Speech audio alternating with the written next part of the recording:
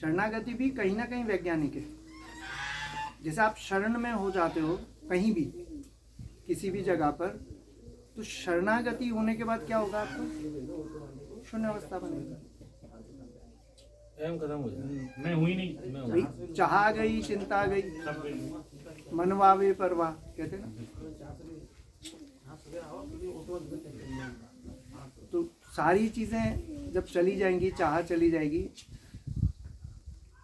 और जिनको कछूना चाहिए वो शाहों के शाह कहते हैं ना। चाह गई, चिंता गई, मनवा वे परवाह, और जिन्हें कछूना चाहिए वो शाहों के शाह, शहनशाह हो जाते हैं।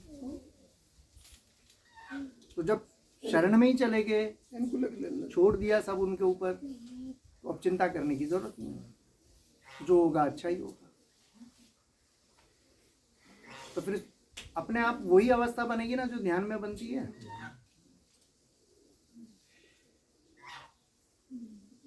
मतलब चीजें पूरे वैज्ञानिक तरीके से है और एक ही है, वो रास्ते अलग अलग हैं, मंजिल पर वहीं पहुंचना है। चाहे कुछ भी कर लो, चाहे आप मंत्र जाप करो, चाहे आप तंत्र में जाओ, चाहे आप पूजा पाठ में जाओ, रिचुअल्स में, सब एक ही जगह लेकर जाते हैं।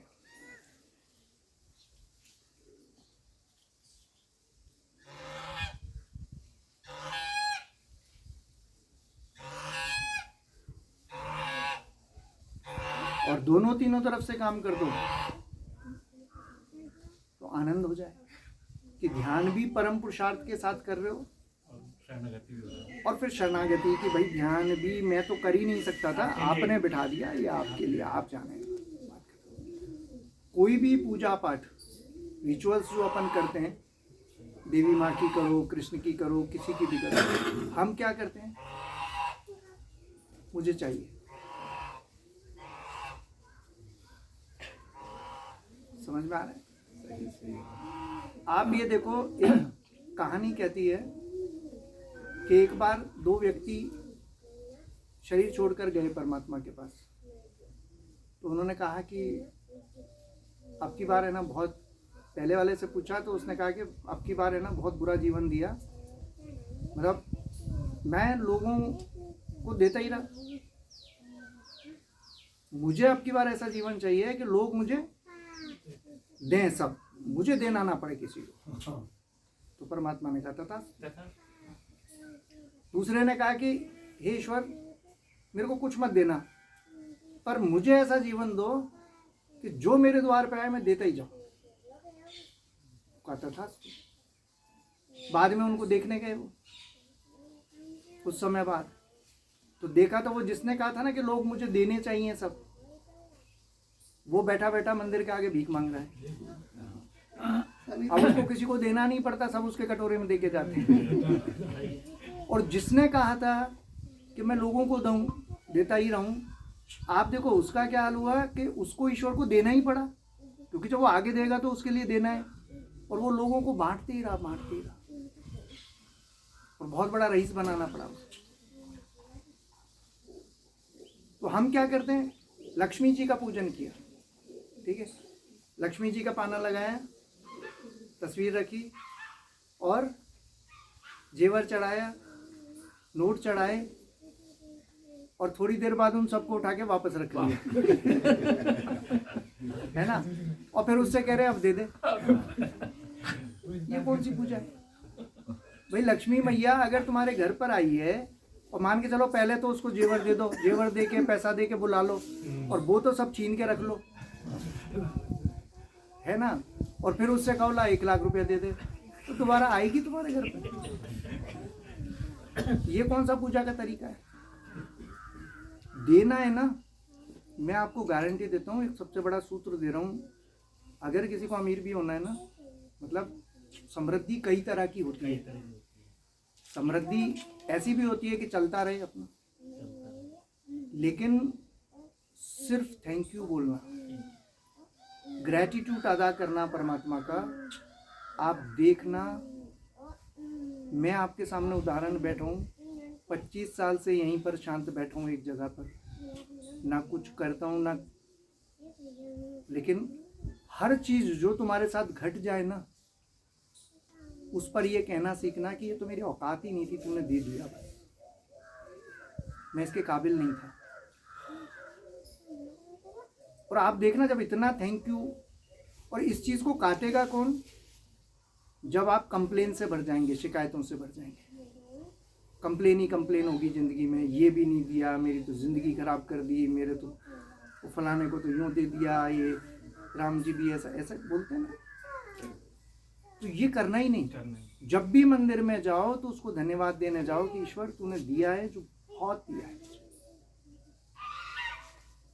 और कभी जरा सी भी परेशानी आएगी नहीं। तो ये पूजा पाठ का तरीका है। दूसरा, आप मंत्र जाप करो, माला करो, आरती उतारो, जो भी करो, वो सब मालाएं उनको समर्पित कर दो जिस देवता की पूजा करो। जैसे धूमावती की पूजा कर रहे हो, मान के चलो, बगलामुखी कर रहे हो, मान के चलो, कृष्ण की साधना कर रहे हो, मान के चलो, दुर्गा की साधना कर रहे हो, जो भी कर रहे हो, अगर नवान मंत्र आपने किया, इतनी माला की, तो ये आपको समर्पित। अब हम वहाँ पे क्या कर रहे हैं? इतनी माला करूँगा तो मुझे इतनी सिद्धि मिलेगी। क्या करूँगा सिद्धि का? या तो सिद्धि इसलिए चाहिए कि देवी पर भरोसा नहीं है, कि कोई भरोसा नहीं, आगे आए ना आए, निकलने यहाँ से, तो दे जा कुछ, मैं तेरे पीछे से क्या करूँगा। अरे हमें तो ये भरोसा है कि जब तुझे एक बार पुकारेंगे तो आ ही जाएगी हमारे पास। तो मैं क्या करूँगा, इनको रखकर संभाल कर। तो देवताओं को पुष्ट करो।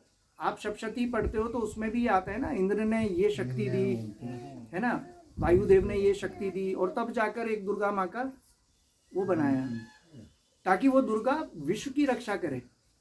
तो जितनी भी साधना करो वो परमात्मा को समर्पित करो, उस देवता को समर्पित करो, ताकि आप शक्तिशाली हो। उन्हें हमारी जरूरत है,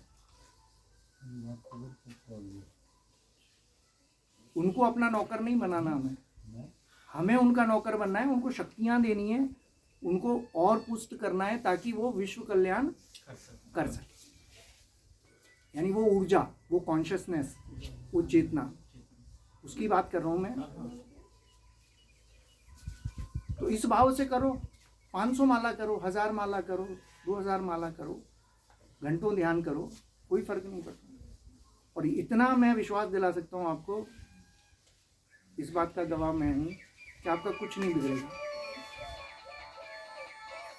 मतलब ऐसा नहीं कि आप खेती करोगे तो ही काम चलेगा, या जो, अगर आप ये काम वहाँ करते हो ना, तो वो सब संभाल लेता है, सब संभाल लेता है। और अगर कुछ बिगाड़ता भी है ना, काटता भी है, तो ये मान लेना तुम्हारे फोड़े को ऑपरेशन कर रहा है। बस हमेशा पॉजिटिव रहना उस चीज़ के लिए, फिर कुछ नहीं बिगड़ेगा। तो देवताओं की पुष्टि के लिए ध्यान में बैठते हो तो ये जो भी ऊर्जा पैदा हो वो ब्रह्मांड को प्राप्त हो, वो यूनिवर्स को प्राप्त हो। बस मुझे कुछ नहीं चाहिए, ना सिद्धि चाहिए, ना कुछ चाहिए। हमेशा यही भावना रखकर करो जो भी करना है। कहीं पे दान करना है तो मुझे कोई यश नहीं चाहिए। ये नहीं कि फलाने को पता लगे कि अरे यार उन्होंने इतने दिए। समझ लो, बिल्कुल चुपचाप जो करना है कर दो। तो आप देखो जिंदगी बन जाएगी साहब।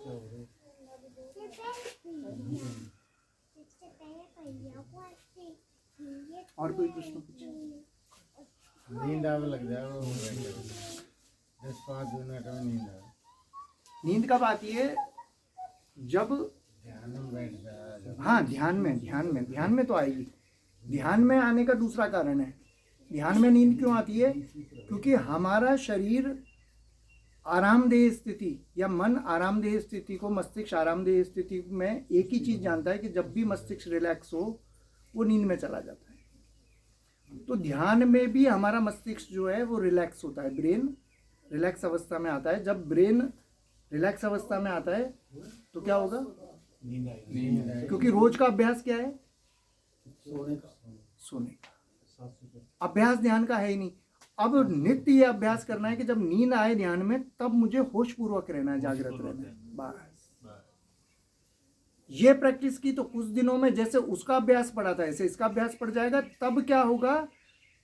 चलूं फिरूं सो परिक्रमा, खाऊं पीऊं सो पूजा, सोए जाऊं सो लगी समाधि, भाव मिटाया दूजा। फिर क्या होगा, नींद में भी दिन भर ध्यान करते करते जब वो अवस्था बनेगी तो एक अवस्था ऐसी बनेगी कि नींद में भी, मतलब जब आप बिस्तर पे सोकर नींद में जा रहे होगे और जब जागृति से नींद की ओर प्रवेश करोगे तब वो होश में रहने की आदत, वहां भी होश में प्रवेश कर जाओगे और तुरीय अवस्था में चले जाओगे। पूरी रात की 7-8 घंटे की नींद तुरीय अवस्था समाधि में बदल जाएगी। तो जागृत, स्वप्न, सुषुप्ति और इन तीनों के पार जो है वो तुरिया बन जाएगी। तो बस करते जाओ उस अभ्यास को।